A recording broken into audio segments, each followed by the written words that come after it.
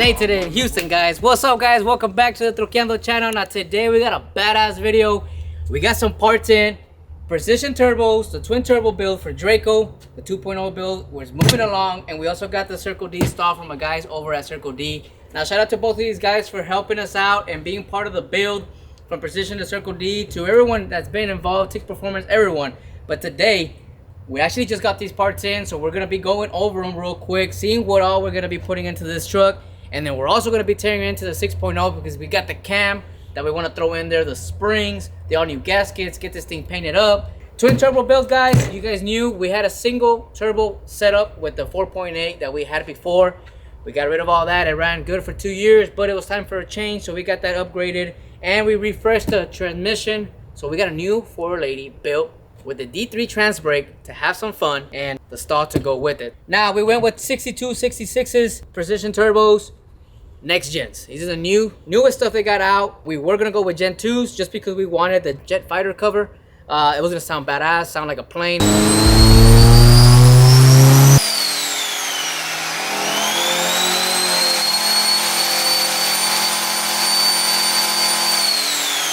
But that's kind of like the old turbos that they've had. If we were gonna go all new, might as well go with the new technology. So we went with these. I'm pretty sure they're gonna sound amazing. Plus, later on, I'm pretty sure they'll come out with some kind of cover that we can make these sound even better. So, 62, 66s, ball bearings, reverse image. So, you look at them like that, they're both going to be identical. Looking good.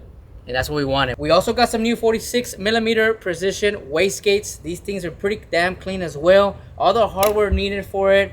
The springs as well. So we're ready to bolt these things on except for the piping. So we're going to be taking the truck over to Boost and Take Fab so they can do all the pipe work for it. But we're going to try to take them as much things as possible so that whenever they get started on it, they got everything on hand.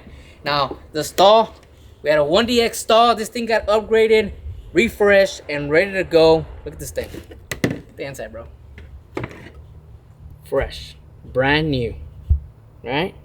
Specifically built for what we're going to be using it for. I talked to the guys at Circle D. We kind of talked about what we needed it for, what it was going to be doing. So they did the adjustment that they needed to get that done. So we got this thing lined up, and they did a badass little message on it. Little Troqueando cuh. Let's get started on this build. Let's start breaking this motor apart, taking off all the junk, and getting it all nice and clean.